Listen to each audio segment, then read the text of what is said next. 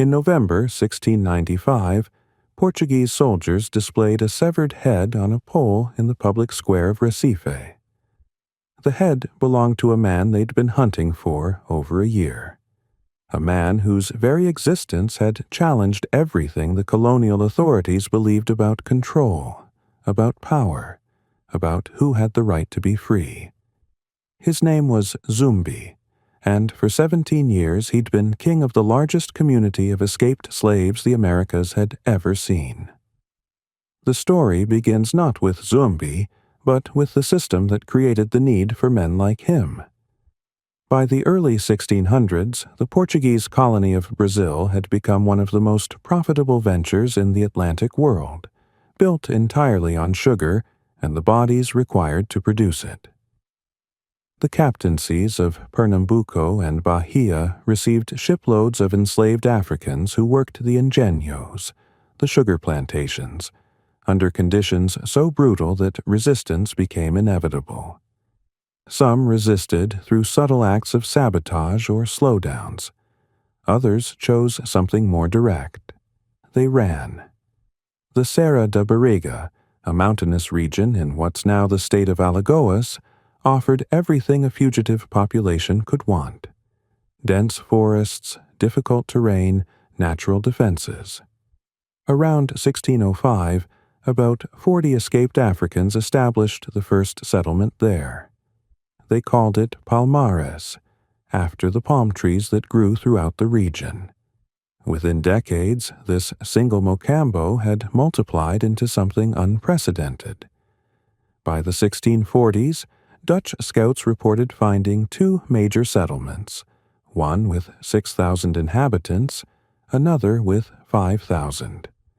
These weren't desperate bands of runaways hiding in the jungle. They were building a society. The people who built Palmares came from diverse African ethnic groups, though many traced their origins to Central Africa, particularly the kingdoms of Congo and Angola. They brought with them political traditions, agricultural knowledge, metalworking skills, military tactics. In Brazil, they combined these traditions to create something new. The word Quilombo itself derives from Colombo, a Kimbundu term referring to a military brotherhood that united various groups. Palmares embodied this concept, transforming scattered mocambos into a confederation. But to truly understand Palmares, you need to know about the woman who may have founded it, whose story illuminates both the brutality of the slave trade and the extraordinary resilience of those who survived it. Her name was Aqualtune, and she was a princess of the Kingdom of Congo. In 1665, she commanded 10,000 warriors at the Battle of Mbwala, where Congolese forces attempted to resist Portuguese expansion. The battle ended in catastrophe. King Antonio III of Congo was killed, his head cut off and sent to Luanda as a trophy. 5,000 warriors died.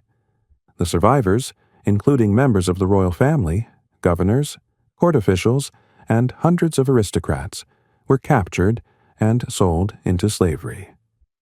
Aqualtune was transported across the Atlantic to the port of Recife, where she was purchased specifically as a breeding slave, forced reproduction being one of the most dehumanizing aspects of the system. When she became pregnant, she was sold to a mill in Porto Calvo. Her children, Ganga, Zumba, Zona, and Sabina, were also enslaved at the Santa Rita plantation. According to tradition, while pregnant, Aqualtune heard about Palmares and led approximately 200 people in an escape to the Quilombo.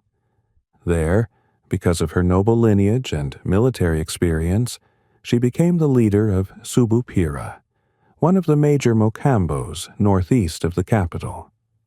Her fate after the mid-1670s remains unknown, but her legacy lived on through her descendants. By the 1670s, Palmares had grown into something that alarmed colonial authorities precisely because it worked so well. The Quilombo wasn't just surviving, it was thriving.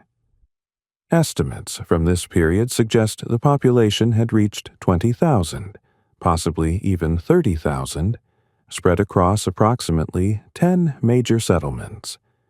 The largest of these, called Makako, served as the capital and housed 1,500 structures. Other major communities included Subupira with 800 houses, along with settlements named Zumbi, Arotarine, Tabocas, Dambrabanga, Subupira, Osenga, Amaro, Andalakutuksi, and Akainain. Dozens of smaller outposts served as military camps or trading posts. The economic foundation of Palmares rested on subsistence agriculture, but it went far beyond mere survival. The Palmarinos cultivated corn, rice, manioc, beans, and sweet potatoes. They maintained agricultural forests of palm and breadfruit. Using African-style forges, they produced metal tools, plows, and scythes that made their farming more efficient. They hunted, fished, gathered wild fruits and medicinal plants.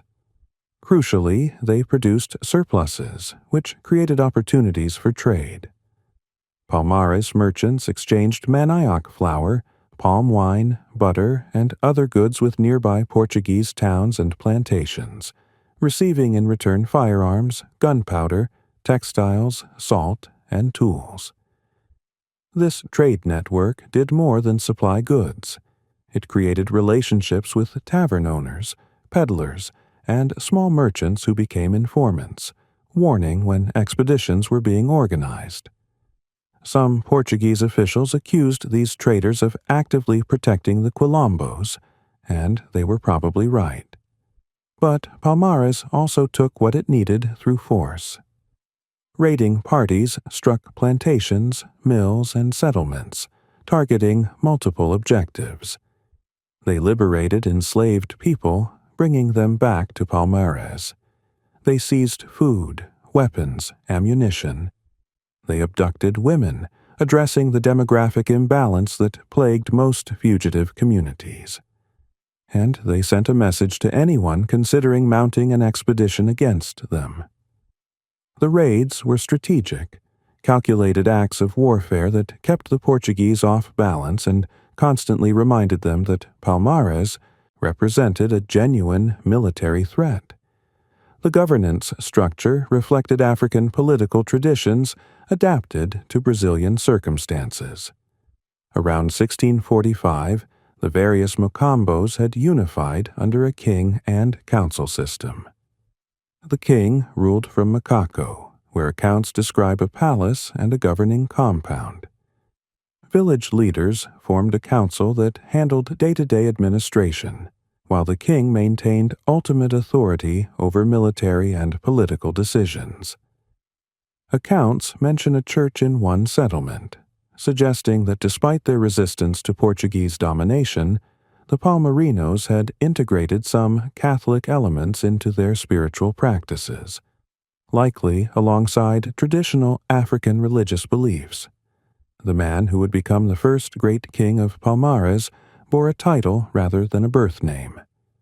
Ganga Zumba translates from Kimbundu as Great Lord, a designation that reflected his position and possibly his lineage. As Aqualtune's son, he carried royal blood from the Kingdom of Congo. Historical accounts suggest he may have been the son of Princess Aqualtune, and if so, his authority in Palmares partly derived from that royal connection. After escaping from the Santa Rita plantation with his siblings, Ganga Zumba rose to become king of the Confederation, ruling from Makako. Under Ganga Zumba's rule, Palmares defended itself against repeated assaults.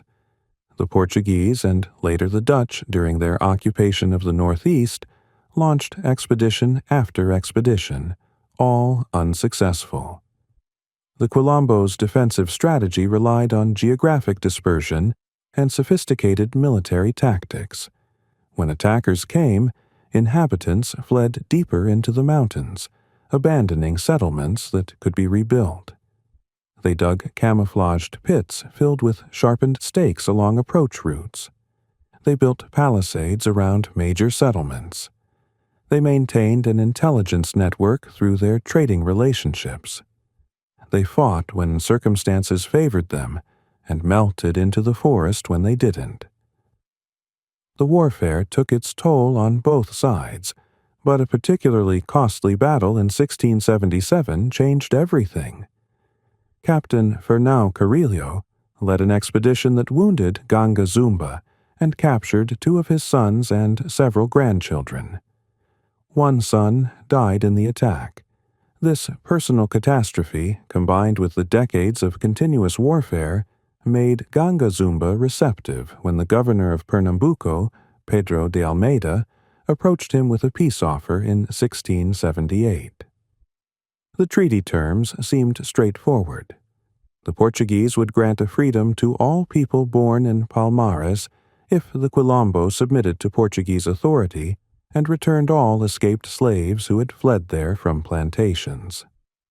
Additionally, the Palmarinos would relocate to the Cucao Valley, closer to Portuguese settlements and under colonial supervision. For Ganga Zumba, exhausted by war and mourning his children, peace must have seemed worth the compromise. He accepted, but not everyone in Palmares saw it as compromise. Many saw it as surrender, and one man in particular viewed it as betrayal. His name was Zumbi, and the conventional story says he was Ganga Zumba's nephew through Sabina, making him Aqualtun's grandson. That relationship probably reflected political alliance as much as blood ties. What we know for certain is that Zumbi had distinguished himself as a military commander. He'd been leading Palmares forces since 1675, when he was only 20 years old, and his tactical brilliance had earned him deep loyalty among the warriors. Zumbi's biography comes to us filtered through enemy accounts, but even those hostile sources reveal an extraordinary life. Born in 1655 in Palmares, he was captured by Portuguese soldiers at approximately age 6 and given to Father Antonio Melo in Porto Calvo. The priest baptized him Francisco, taught him Portuguese and Latin, educated him in Catholic doctrine, and had him assist at daily Mass. For about 9 years, Zumbi lived in this world, learning the language and religion of the colonizers. Then, at 15, he ran. He returned to Palmares, to his birthplace, to his people. The transformation from Francisco to Zumbi involved more than a name change.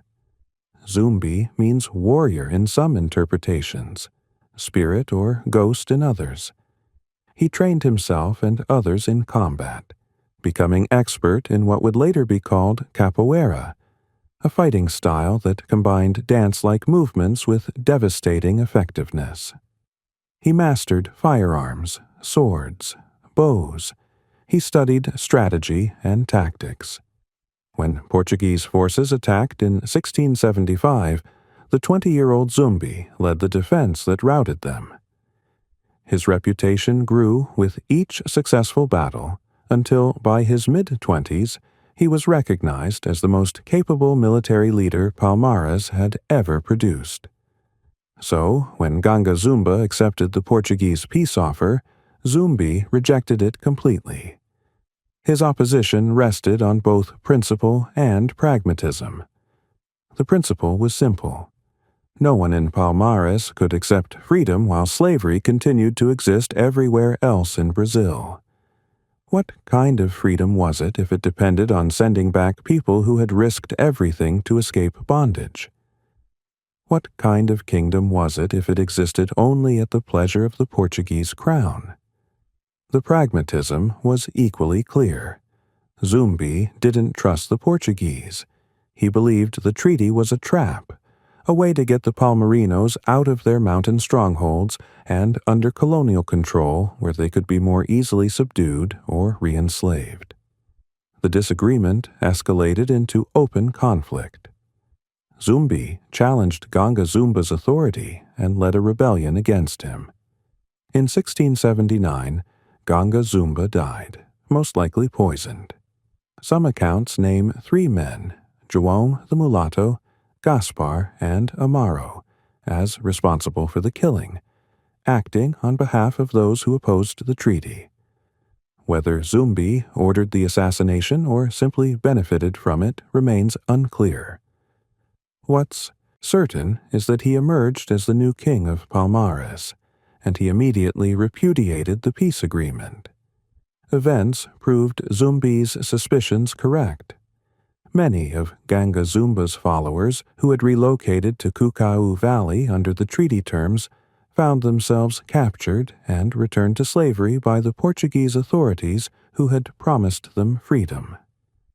It was exactly the betrayal Zumbi had predicted, and it hardened his determination to fight. Under Zumbi's leadership, Palmares entered its most militarily successful period. Between 1680 and 1686, the Portuguese launched 6 major expeditions against the Quilombo. All 6 failed. Zumbi's forces used ambush tactics, hit-and-run raids, and intimate knowledge of the terrain to devastate Portuguese columns before they could reach the main settlements. The colonial authorities grew desperate. They couldn't tolerate this ongoing challenge to their control, but they couldn't defeat it either.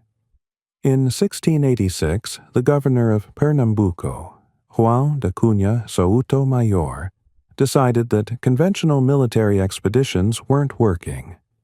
He needed specialists in wilderness warfare, men who knew how to track fugitives through dense forests, men who didn't mind operating outside the normal rules of colonial military engagement.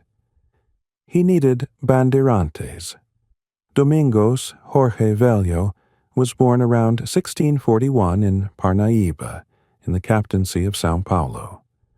He was Mameluco, of mixed Portuguese and indigenous ancestry, and he made his living doing what bandeirantes did, hunting people. He'd spent decades tracking down and capturing indigenous peoples in the interior, enslaving them, killing those who resisted. By the time Governor Sotomayor approached him, Jorge Velho had become known as one of the most effective and brutal slave hunters in Brazil. He spoke língua geral, the indigenous trade language, better than Portuguese.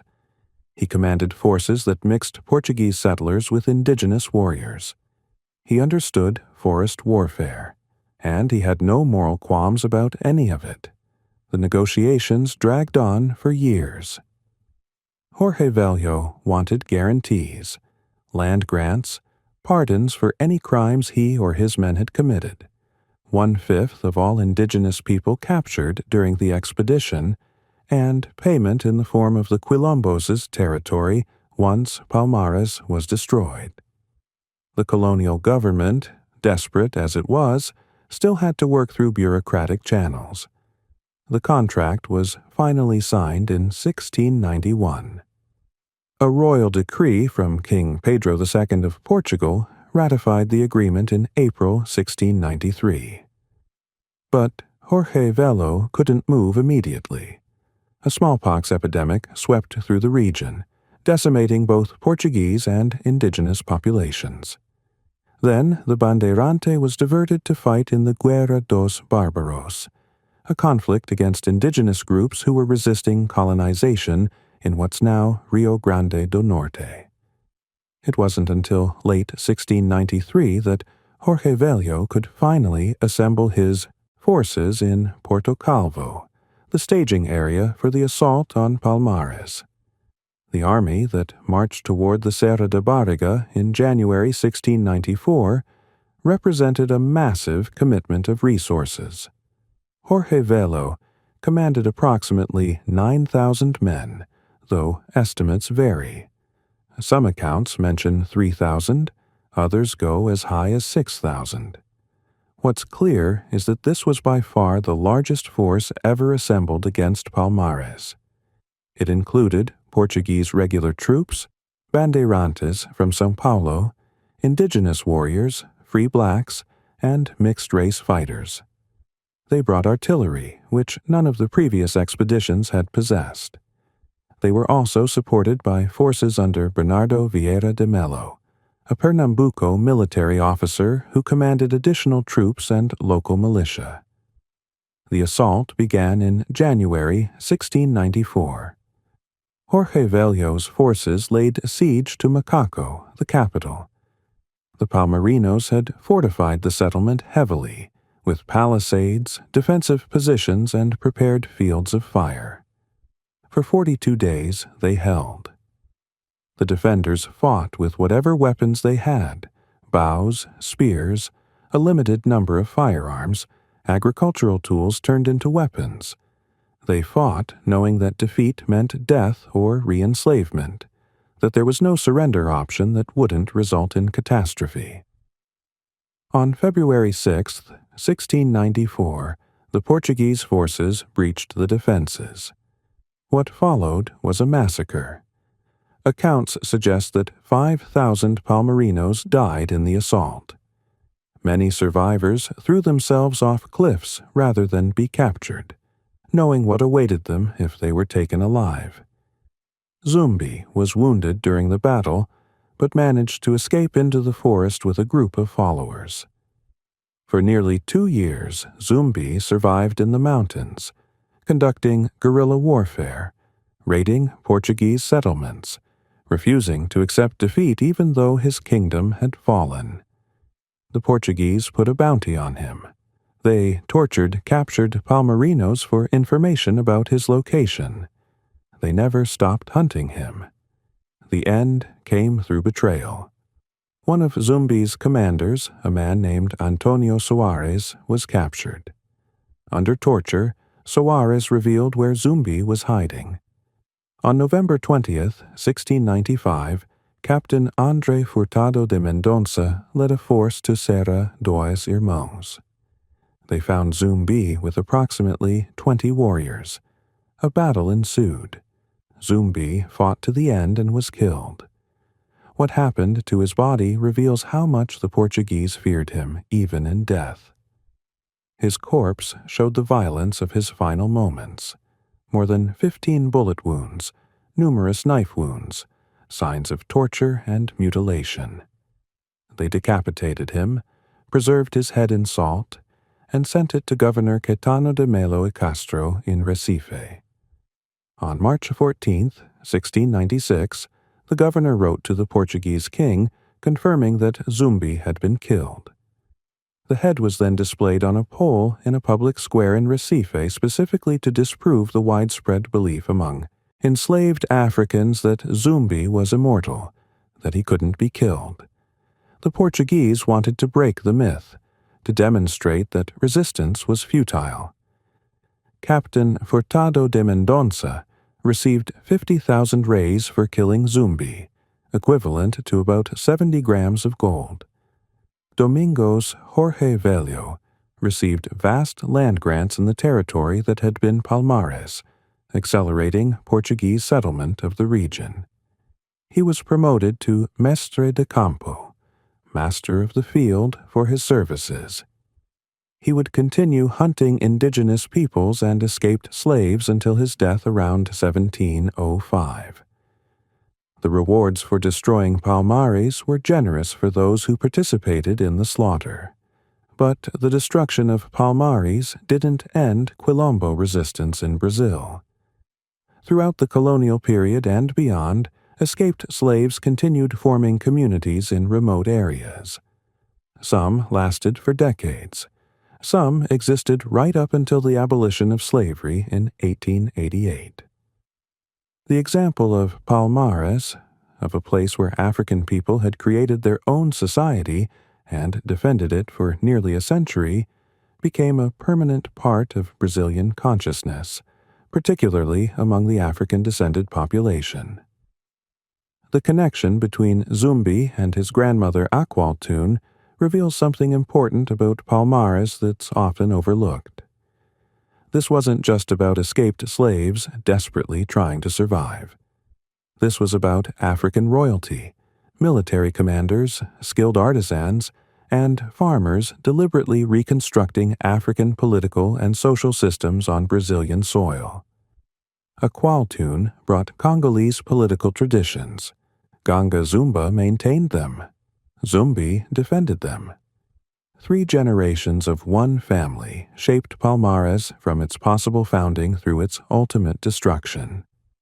For a long time, Brazilian historiography tried to erase or minimize Palmares. The official narrative presented slavery as a relatively benign institution, suggested that enslaved Africans had accepted their condition with resignation, portrayed the few documented rebellions as minor disturbances easily controlled. Zumbi, when mentioned at all, was sometimes depicted as having committed suicide by jumping off a cliff rather than face capture, a story that conveniently supported the idea that resistance was ultimately futile.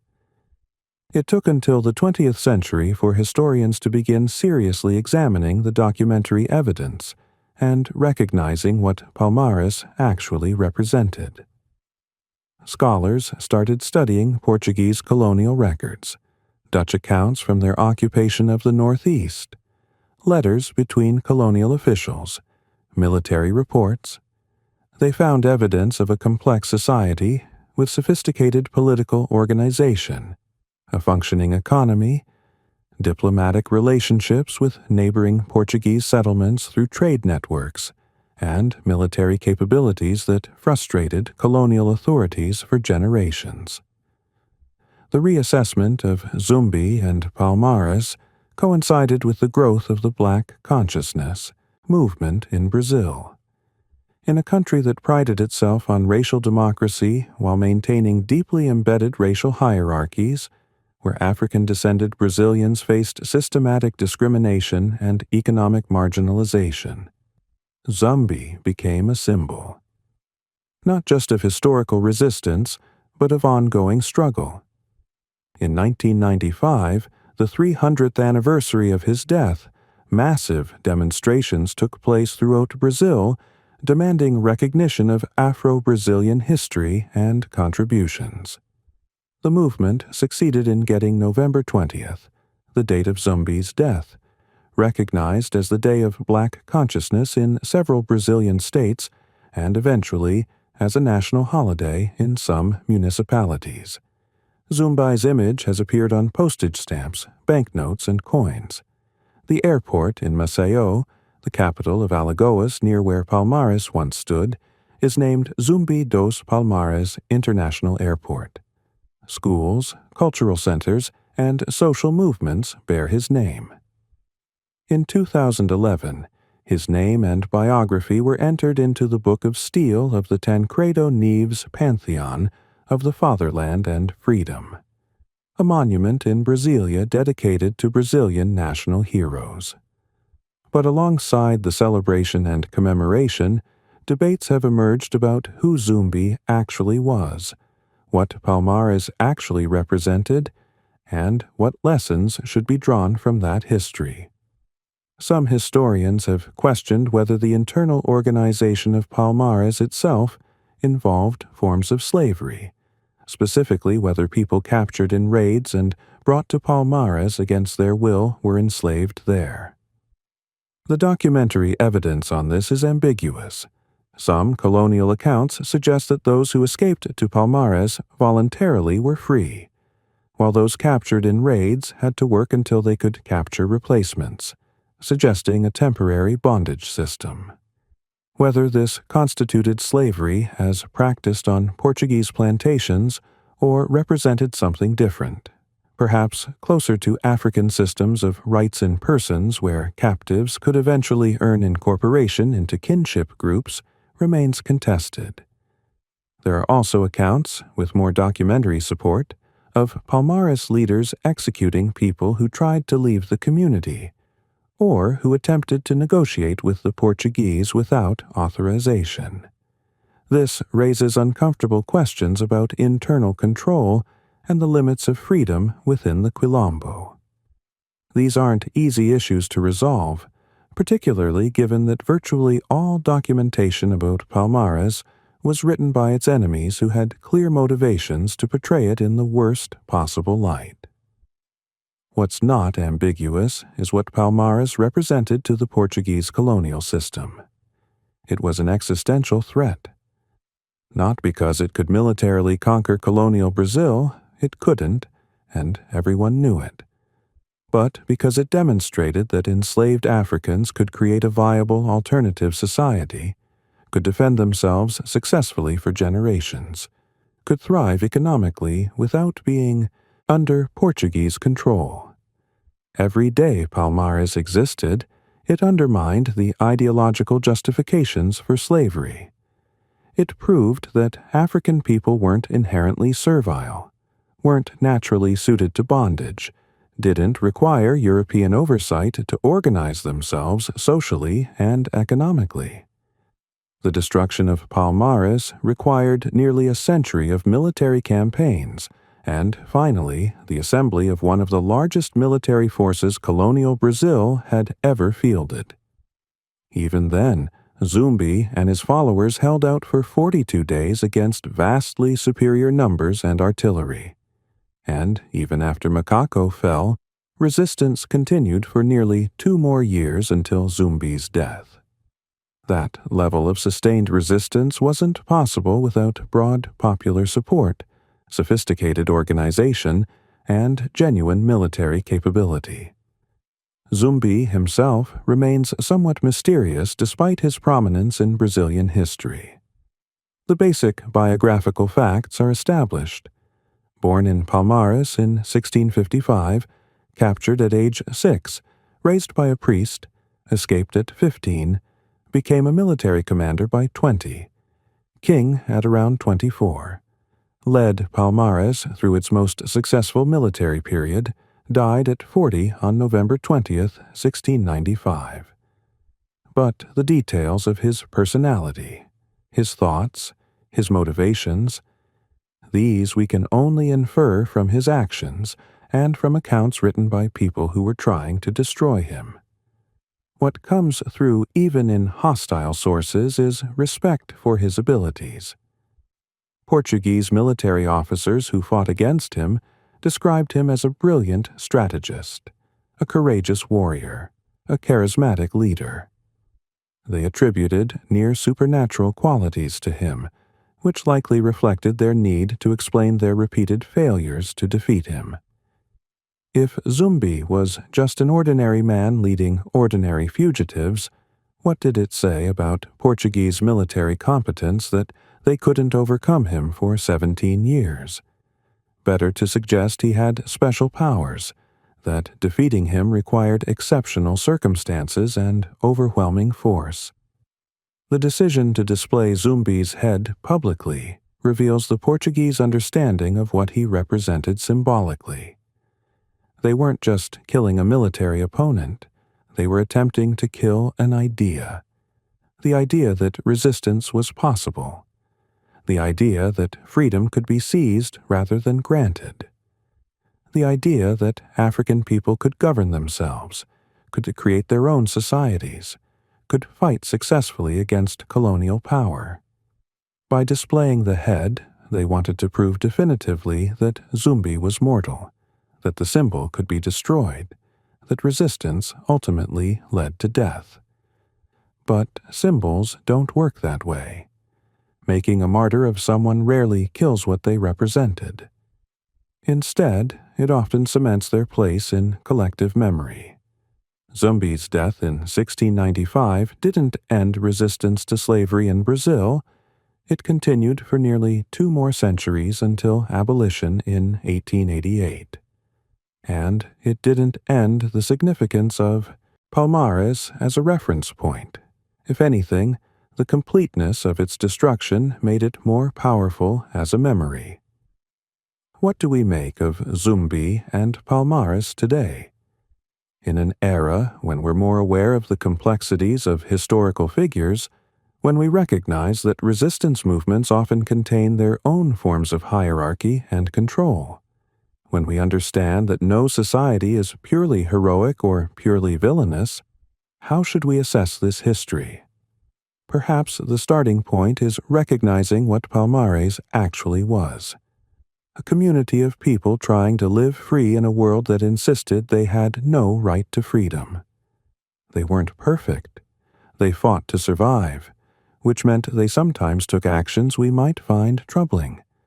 They raided plantations and captured people.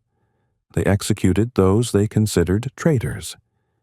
They may have maintained internal hierarchies that limited some people's freedom even within the Quilombo. But they did all this while facing continuous existential threat from a colonial power that wanted to exterminate them or force them back into slavery. Zumbi's decision to reject the peace treaty and fight to the end cost thousands of lives, including his own. We could argue that accepting the treaty, however imperfect, would have saved lives. But we could equally argue that the treaty was worthless, that the Portuguese had no intention of honoring it, that those who accepted its terms were betrayed exactly as Zumbi predicted. We can't know what would have happened if he'd chosen differently. We only know what did happen. What we can say is that Zumbi and the people of Palmares refused to accept the role assigned to them. In a system designed to turn African people into property, into units of production in the sugar economy, they insisted on their humanity. They built families, grew food, practiced their religions, made art, governed themselves, defended themselves. They lived as free people for as long as they could, knowing that freedom might not last, that the forces arrayed against them were overwhelming, but choosing to fight anyway. That choice resonates across centuries, not because it was tactically wise, not because it succeeded in the conventional sense, but because it asserted a fundamental principle, that people have the right to be free, that this right doesn't depend on anyone's permission, and that it's worth defending even against impossible odds. Palmares lasted for nearly a century in the heart of colonial Brazil, surrounded by the most productive sugar-growing region in the Atlantic world, constantly under threat, never secure, always fighting. That it lasted that long testifies to the determination of the people who built it and defended it. When Brazil finally abolished slavery in 1888, it was the last country in the Americas to do so. The nearly 4 million people freed by that act weren't given land, weren't given compensation, weren't given assistance in transitioning to freedom. Most remained in conditions of extreme poverty and marginalization that persist into the present. The racial hierarchies that slavery created didn't disappear with abolition. They transformed and adapted, maintaining themselves through new mechanisms of exclusion and discrimination. In that context, November 20th means something specific to Afro-Brazilians. It's not just about commemorating a historical figure, it's about claiming space in the national narrative, insisting that Black Brazilian history matters, demanding recognition and redress for historical and ongoing injustices. Zumbi becomes a symbol not just of past resistance but of present struggle, a reminder that the fight for equality and justice is continuous, that it requires the same determination and courage that the people of Palmares demonstrated. The debates about Zumbi's legacy, about whether he was a hero or a more complicated figure, about what Palmares really represented, these are ultimately debates about how we understand freedom, resistance, and historical memory. There are no simple answers. History rarely gives us heroes who are purely heroic or villains who are purely villainous. We get human beings in difficult circumstances making choices that have consequences, both intended and unintended. What's not debatable is the bare fact of what happened. For nearly a century, in the middle of one of the most brutal slave societies ever created, thousands of African and African-descended people created a community where they governed themselves. They defended that community against repeated military assaults. They developed economic systems that allowed them to trade with the very colonial society that wanted to destroy them. They raised children in freedom. They buried their dead according to their own traditions. They lived as they chose until they couldn't anymore. Zumbi dos Palmares died 330 years ago, his head displayed on a pole to prove he could be killed. But the Portuguese miscalculated something fundamental. They thought that by killing the man and destroying his kingdom, they could kill the memory and destroy the inspiration. Instead, they created a story that would outlive the colonial system that destroyed Palmares, that would outlive the slavery that system depended on, that would continue resonating centuries after everyone involved in those events had turned to dust. That's not the immortality his followers believed in when they said Zumbi couldn't die. But it might be a more important kind.